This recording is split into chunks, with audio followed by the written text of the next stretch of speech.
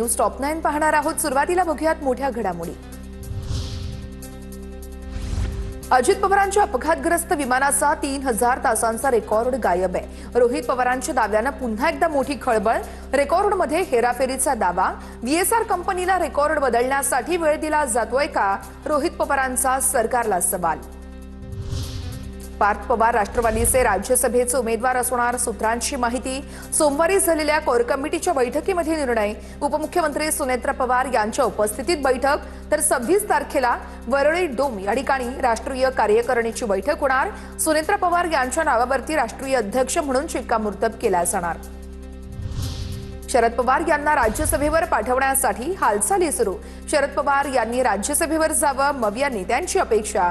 प्रदेश अध्यक्ष शशिकांत शिंदे उद्या शरद पवार यांच्या उमेदवारी संदर्भात मविया नेत्यांसोबत चर्चा करणार असल्याची सूत्रांची माहिती। शिंदेंच्या सेनेकडून राज्यसभेसाठी राहुल शेवाळेंचं नाव जवळपास निश्चित। सूत्रांची माहिती। पक्षातून चायना एनसी संजय निरुपम यांच्याही नावाची चर्चा। पक्षासाठी केलेल्या कामाचा लेखाजोखा घेऊनच उमेदवारी देणार, सूत्रांची माहिती। राज्यसभा निवडणुकीसाठी भाजपच्या कोर कमिटीची आज बैठक। आज रात्री 10 वाजता फडणवीसांच्या वर्षा निवासस्थानी बैठक। राज्यसभा निवडणुकीसाठी भाजपकडून 4 उमेदवार देण्यात येणार, तर भाजपकडून रामदास आठवलेंचं नाव जवळपास निश्चित। विनोद तावडे यांचंही नाव चर्चेत। संख्याबळ पाहता राज्यसभेची जागा आमची। राज्यसभेच्या दोन्ही जागा महत्वाच्या। 2020 मध्ये आम्ही राष्ट्रवादीला 1 जागा दिली होती। आदित्य ठाकरेंची प्रतिक्रिया। जो आता ह्या पूर्ण 5 वर्षाच्या काळात इंडिया आघाडीमध्ये ठामपणे राहिलेला आहे आणि म्हणून आमचा आग्रह आहे की आमचे दोन्ही राज्यसभाच्या सीट ह्या महत्त्वाच्या आहेत आणि त्यांच्यावर दावा आमचा आहे। 2020 मध्ये आम्ही 1 सीट एनसीपीला दिली होती तशी। भाजपकडून नव्या कार्यकारिणीची घोषणा। नवनाथ बन मुख्य प्रवक्तेपदी, केशव उपाध्ये यांना उपाध्यक्ष पदाची जबाबदारी। युवा मोर्चा अध्यक्ष म्हणून कृष्णाराज महाडिक यांना संधी, तर महिला मोर्चा अध्यक्ष म्हणून चित्रा वाघ यांची नेमणूक। केशव उपाध्यांना सतरंजीच्या कोपऱ्यावर आणून हाकलण्याची तयारी। भाजपकडून राज्य कार्यकारिणी जाहीर झाल्यानंतर सुषमा अंधारेंचा ट्विट करत केशव उपाध्यांवर निशाणा। भाजपसाठी खस्ता खाणाऱ्यांना भाजपनं सतरंजा टाकण्याचं काम दिलं, सुषमा अंधारेंचा खोचक टोला। भाजपकडून नवी राज्य कार्यकारिणी जाहीर। कार्यकारिणीमध्ये खासदार सुप्रिया सुळे यांची यावेळेस भावी व्याहींचाही समावेश। त्यांच्या भावी व्याहींचा समावेश। नागपूरच्या अरुण लखानी यांची भाजपच्या सहकोषाध्यक्षपदी नियुक्ती। सुप्रिया सुळेंची मुलगी रेवती आणि अरुण लखानी यांचा मुलगा सारंग लखानी हे लवकरच विवाह बंधनात अडकणार। आणि आता पाहणार आहोत मोठ्या राजकीय बातम्या। भाजप हा पक्ष नसून छळ छावणी, त्याचे बळी अजितदादा आहेत। तर शिंदे पुन्हा कधीही मुख्यमंत्री होणार नाहीत। शिंदेंना भाजपात विलीन व्हावं लागेल। भाजपवर टीका करत संजय राऊतांचा एकनाथ शिंदेंना टोला। भारतीय जनता पक्ष हा पक्ष नसून एक छळ छावणी आहे आणि त्या छळ छावणीचे बळी हे अजित पवार आहे। एकनाथ शिंदेंना तर मुख्यमंत्री होऊन दाखवावं। पुन्हा एकनाथ शिंदे परत मुख्यमंत्री होणार नाही, कधीच होणार नाही। भारतीय जनता पक्ष त्यांना कधीच मुख्यमंत्री होऊ देणार नाही। मराठी शिकणाऱ्या जपानी मुलीचं राज ठाकरेंकडून कौतुक। विदेशी लोकांना मराठीबद्दल कुतूहल आणि अपार आदर, पण यांना मात्र कळतच नाही। राज ठाकरेंची पोस्ट। काँग्रेस प्रवक्ते हनुमंत पवार यांना मारहाण केल्याप्रकरणी 4 जण ताब्यात। बंदुकीचा धाक दाखवत मारहाण केल्याचा आरोप। महाराष्ट्र गुंडशाहीवरती चालणार नाही, कितीही हल्ले झाले तरी घाबरणार नाही, हनुमंत पवार आक्रमक। तुषार दामगुडे यांनी सहकार्यांसह लाथाबुक्क्यांनी मारहाण केल्याचा हनुमंत पवार यांचा आरोप। तर मारणाऱ्याच्या उद्देशानं आलेल्यांना सोडून देण्यात आलं, कितीही हल्ले करा, घाबरणार नाही, हनुमंत पवार यांचा भाजपला इशारा। मला शिवी देऊन बोलावून घेतलं, माझा फोन चालू होता, तर ते हर्षवर्धन सपकाल तुझा बाप आहे का भाऊ आहे, त्याची बाजू तू का घेतो आणि भाजपाच्या विरोधात का बोलतो, काय त्याचा इगो दुखावला माहित नाही। त्यानं आणि त्याच्या काही गुंडांनी 6-5-6 जणांनी मिळून लाथाबुक्क्यांनी मला मारहाण केली। दुसऱ्या राज्यामध्ये भाजप व्यतिरिक्त दुसऱ्या पक्षाकडून घडलं असतं तर काय झालं असतं? लोकशाहीत पूर्ण मत मांडण्याचा आम्हाला अधिकार आहे. तुम्हाला विचारून आम्ही काय बोलावं हे ठरत नाही. हनुमंत पवार यांना झालेल्या मारहाणीवरती संजय राऊतांची भाजपवर टीका. की दुसऱ्या एखाद्या राज्यात एखाद्या पक्षात भाजपा व्यतिरिक्त पक्षाकडून घडलं असतं तर काय झालं असतं? लोकशाहीमध्ये आपली मतं मांडण्याचा पूर्ण अधिकार आम्हाला दिलेला आहे. हा तुम्हाला विचारून आम्ही काय बोलावं ठरत नाही ना. महाराष्ट्रामध्ये गुंडराज फोफावतोय. गृहमंत्र्यांनी गुंडांना अभय देऊ नये. काँग्रेस प्रवक्त्याला मारहाण केल्यानं हर्षवर्धन सपकाळ चांगलेच आक्रमक. हिंसा ही आमच्या ठाई नाही. हा भ्याड हल्ला आहे. हनुमंत पवार सत्य समाजापुढे मांडतात. यामुळे कुठेतरी सत्ताधारी हे चवताळून उठलेले दिसतात आहे आणि हनुमंत पवारांचा आवाज बंद करण्याच्या अनुषंगानं हा केलेला भ्याड हल्ला आहे.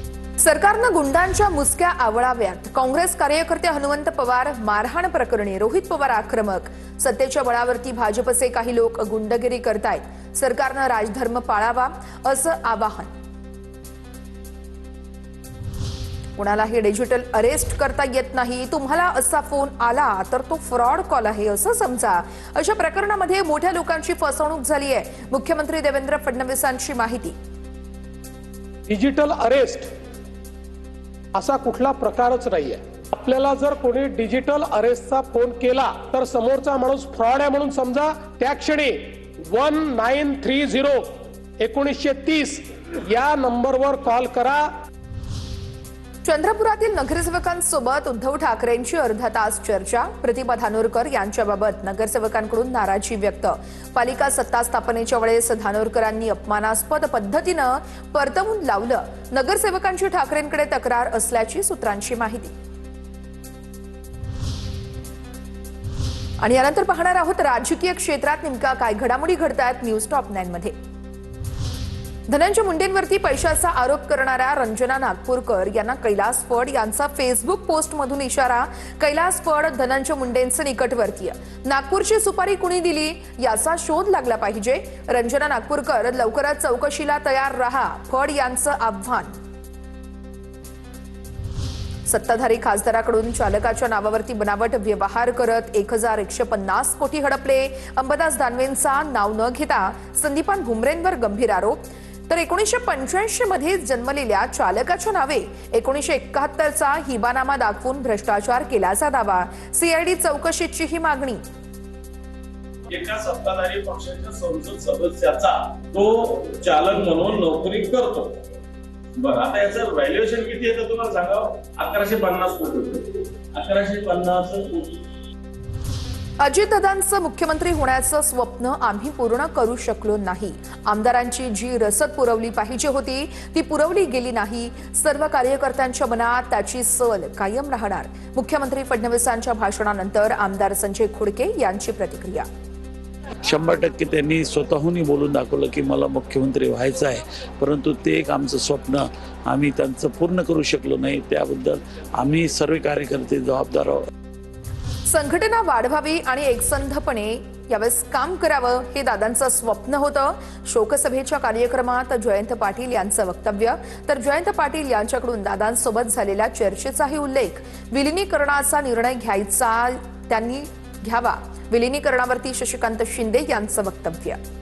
हळूहळू संघटना आणखीन जोरदारपणाने वाढवावी आणि एकसंघपणाने या मैदानात अधिक ताकदीनं काम करावं हे दादांचं स्वप्न होतं.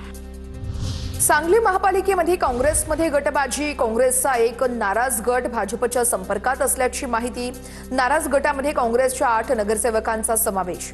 चंद्रपूर पाठोपाठ सांगलीमध्ये काँग्रेसमध्येही 2 गट पडल्यानं वाद. चंद्रपूरप्रमाणे सांगलीतही मिशन लोटस राबवलं जाण्याची शक्यता. सांगलीमध्ये कुठेही फाटाफूट होणार नाहीये सतेज पाटील यांचा दावा. सांगलीसाठी विशाल पाटील, विश्वजित कदम मिळून हे निर्णय घेतील. सांगलीमध्ये काँग्रेस एकसंध राहील असाही व्यक्त केला विश्वास. 60हून अधिक देशांसोबत संवाद साधण्यासाठी संसदीय मैत्री गटाची स्थापना. भारत आणि इतर देशांच्या संसदेमध्ये थेट आणि नियमित संवाद साधला जाणार. या गटामध्ये सत्ताधारी आणि विरोधी पक्षांमधील खासदारांचा समावेश आहे. केनियाला जाणाऱ्या शिष्टमंडळात नरेश म्हस्के, संजय राऊत हे एकत्रित. उद्या डिस्चार्ज मिळाल्यानंतर शरद पवार मुंबईमध्ये दाखल होणार असल्याची सूत्रांची माहिती. गुरुवारी पवारांच्या उपस्थितीमध्ये मवियाची बैठक होण्याची शक्यता. बैठकीमध्ये शरद पवार यांची उमेदवारी निश्चित केली जाणार असल्याचीही सूत्रांची माहिती. रेल्वे प्रोजेक्ट करताना शेतकऱ्यांची गैरव्यवस्था करू नका. केंद्रीय मंत्री रक्षा खडसेंच्या रेल्वे विभागाला सूचना. रक्षा खडसेंनी महावितरण आणि रेल्वे विभागातील कारभाराविरोधात ताशेरेही ओढले. प्रोजेक्टला आमचा कोणता विरोध नसता, पण प्रोजेक्ट करत असताना शेतकऱ्यांचं पण हित लक्षात घेतलं पाहिजे. त्याला कुठेही म्हणजे आपण म्हणू शकतो की कन्व्हिनियंट व्हायला नको. त्याच्या शेतापर्यंत जायला त्याला रस्ता मिळाला पाहिजे.